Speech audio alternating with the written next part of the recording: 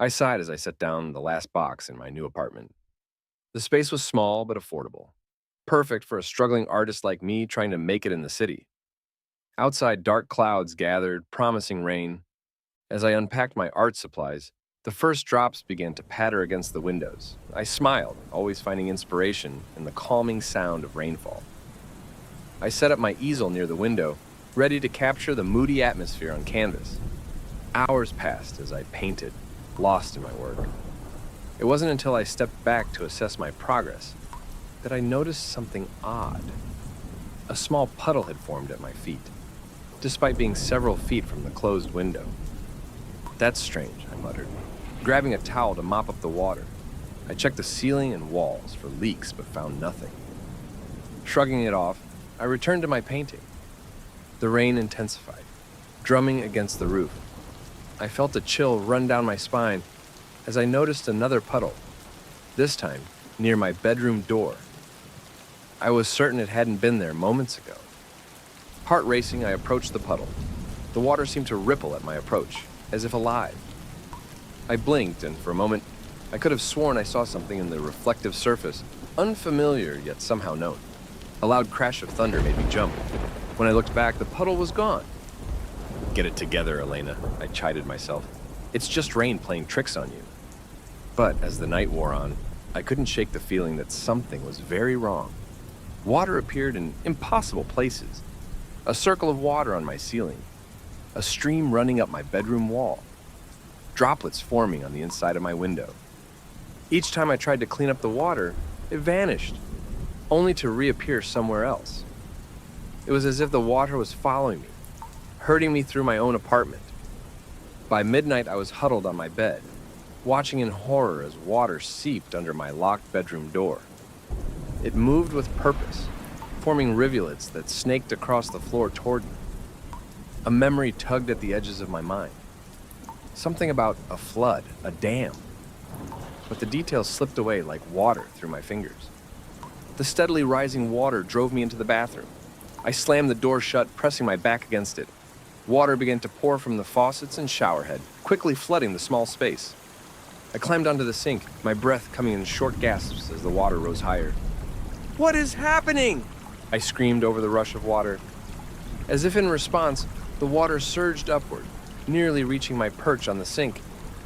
I closed my eyes, certain I was about to be engulfed. Then, as suddenly as it had begun, it stopped. The roar of water was replaced by silence. I opened my eyes to find the bathroom completely dry. Even my clothes, which had been soaked moments ago, were now perfectly dry. Outside, the rain had stopped. The first rays of dawn peeked through my window.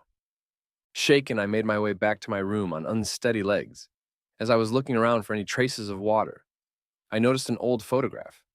It must have fallen out while unpacking, I thought. It showed a large group of people standing in front of a dam.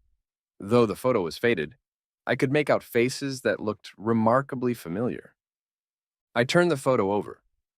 On the back, in faded ink, was written, "Blackwater Dam Inauguration, 1923. This photo was the only thing that was still slightly wet. A chill ran through me as I remembered my grandmother's words. Water holds memories, Elena, and sometimes it tries to warn us. I looked out the window, where dark clouds were already gathering again on the horizon. Something told me this wasn't over. The waters would return, and I would need to understand their message.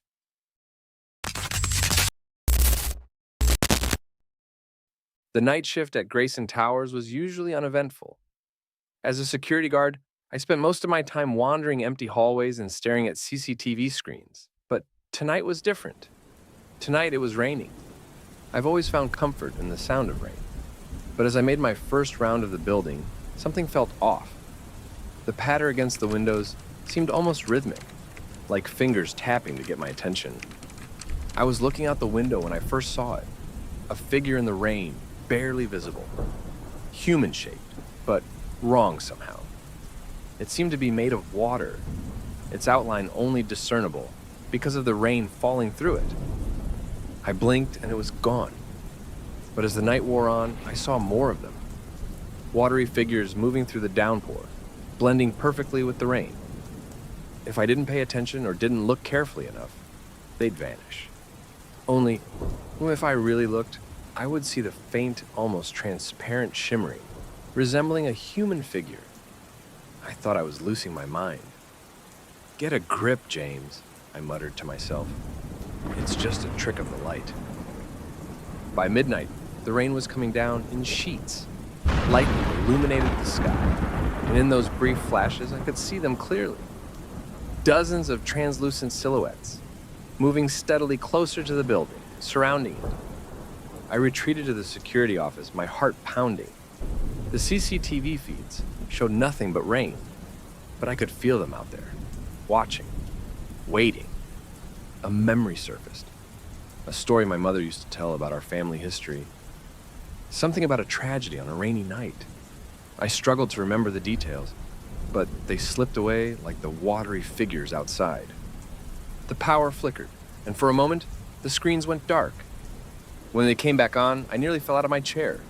Every monitor showed the same image, the watery figures now clearly visible, forming a circle around the building. I bolted the office door, my hands shaking. Outside, I could hear a sound rising above the rain, a chorus of whispers, unintelligible but growing louder. I watched in horror as the figures drew closer, their features becoming more distinct.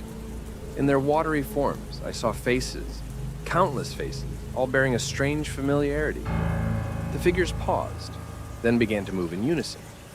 They raised their arms, pointing towards me, towards the building. I could feel their cold, wet presence even through the walls. And then, as suddenly as it began, it was over. The figures retreated, dissolving back into the rain. The whispering stopped. I was alone in the office, surrounded by monitors showing nothing but empty, rain-soaked streets. Outside, the rain had slowed to a drizzle. The first light of dawn was breaking through the clouds. My shift ended at 6 a.m. As I hurried out of the building, desperate to get home, something caught my eye. In the company lobby, among the framed documents and artifacts showcasing the company's history, one particular document stood out as though calling out to me. It was an old yellowed contract, its edges worn with age, detailing the takeover of Blackwater Family Construction by the Grayson Group. For some reason, my eyes lingered on it. There was an inexplicable feeling that this piece of paper held more than just historical value. I drove home in silence, unable to shake the feeling that this rainy night was just the beginning of something much bigger, much darker. Something that had been waiting a long time to be unveiled. The first time I heard the whispers, I thought I was imagining things. It was a quiet evening at the library where I worked, and outside a gentle rain had just begun to fall. As I reshelved books in the history section, I heard it, a soft murmur, barely audible above the patter of raindrops. I looked around, but I was alone in the stacks. The whisper came again, louder this time, seeming to emanate from the rain itself. I couldn't make out words, just an urgent, hushed tone that sent shivers down my spine. "Hello?" I called out, feeling foolish. The whispers stopped abruptly. I tried to ignore them, to convince myself it was just my imagination running wild. But the whispers became more insistent with each rainfall. At first, it was just unintelligible murmuring. No matter how hard I strained to understand, the words remained just out of reach, like trying to recall a half-forgotten dream. The whispers seemed to carry emotions, though. Urgency, fear, and something that felt oddly like recognition. One particularly stormy night, as I was locking up the library, the whispers reached a fevered pitch.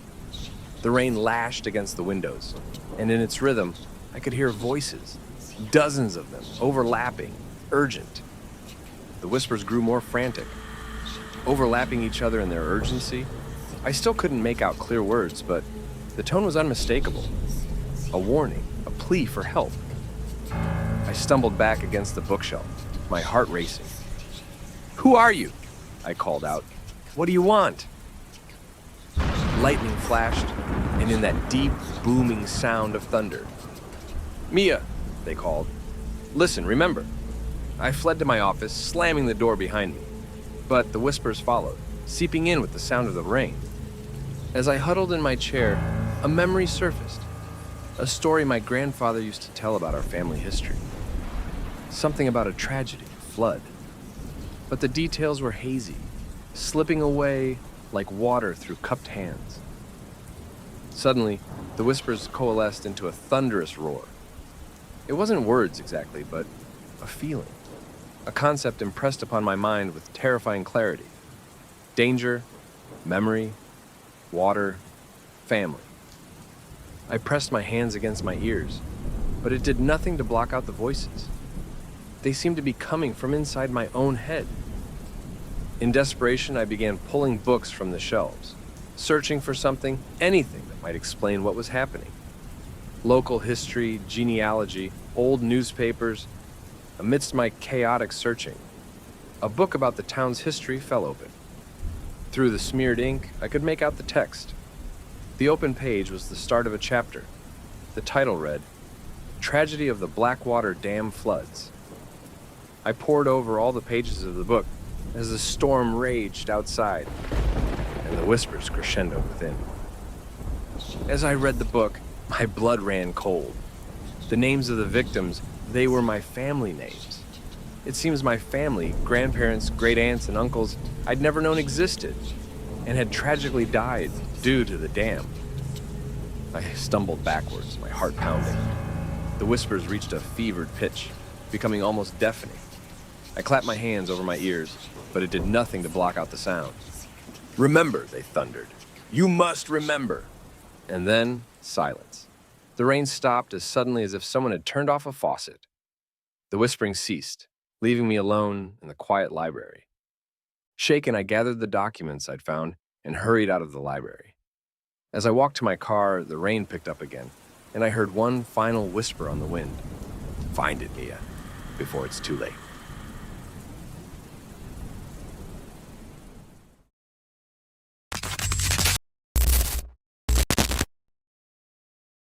The rain hasn't stopped for days.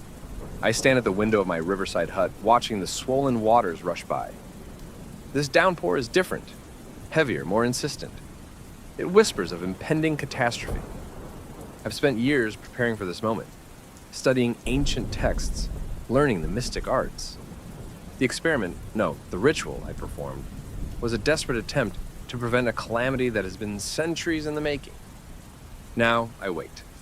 A knock at the door breaks my reverie. I open it to find a young woman, soaked to the bone and wild-eyed.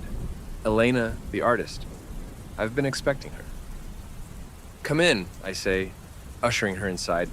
The others will be here soon. Elena looks at me, bewildered. How did you know I was coming? I don't even know why I'm here. I felt I had to be... Before I can answer, there's another knock. James, the security guard, stands in the doorway, looking equally confused and unsettled. I've been having these dreams, he starts, then stops short when he sees Elena. I've seen you before, haven't I? I nod, gesturing for him to enter. All will be explained soon. The last to arrive is Mia, the librarian. As she steps inside, her eyes widen with recognition. I welcome them without surprise. Their presence confirms that the ritual worked, at least in part. How did you find this place? I ask, already knowing the answer. Elena speaks first. I'm not sure. I've been having these dreams about water, about a family I've never known. Then I found some old documents. James nods. Same here. It's like something was calling me. I couldn't stop researching the Blackwater family and that dam incident. Mia's eyes narrow. We're descendants of the Blackwater family, aren't we? What's going on here? I take a deep breath. Yes, you are, and I'm the one who called you here. Their reactions are immediate and volatile. Elena recoils in fear. James clenches his fists in anger, and Mia's face contorts with betrayal. You've been tormenting us? James growls. Did you want to kill us? No, I say firmly. I only performed the ritual to bring you here. What you experienced, that was your ancestors trying to reach out in their own way.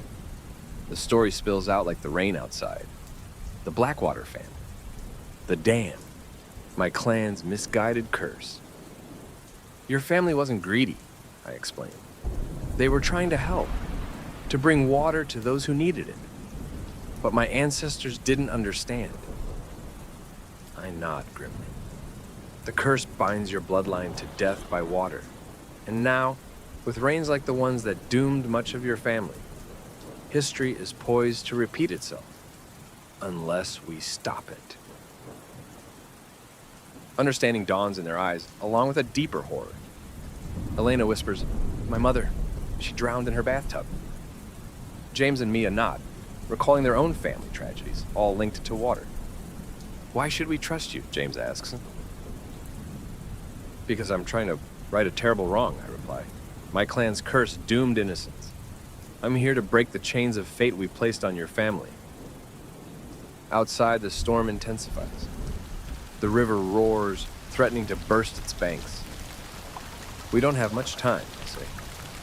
I led them out into the storm to a circle of stones by the riverbank.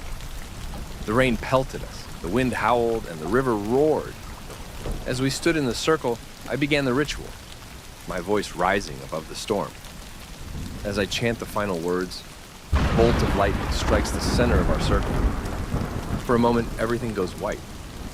When my vision cleared, the rain slowed to a gentle patter.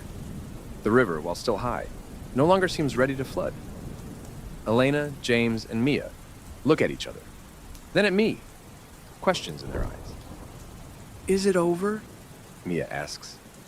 "Is the curse broken?" I wish I could give them a definitive answer. The oppressive weight in the air has lifted, but something still feels unresolved. "I don't know," I admit. The immediate danger is past, but curses like this, they have a way of lingering. I turn back to my hut, listening to the drip of water from the eaves.